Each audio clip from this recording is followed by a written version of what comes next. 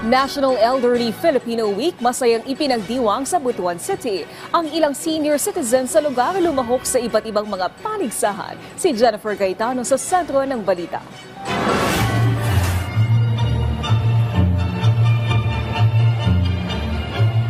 Walang kupa sa pagpakitang gilas ang ating mga kababayang senior citizen dahil sa kabila ng kanilang edad, aktibo pa rin sila sa paglahok sa iba't ibang kompetisyon. Ito ay sa makulay at masayang pagdiriwang ng National Elderly Filipino Week sa Butuan City kung saan ibinida ng ating mga lolo't lola ang kanilang talento sa pagsayaw at pagkanta sa kompetisyon sa choral, ballroom dance at duet. Buhaton ako kutog nga sila malipay o kami po malipay kay ang among gibuhat para sa tanan sa mga katawan.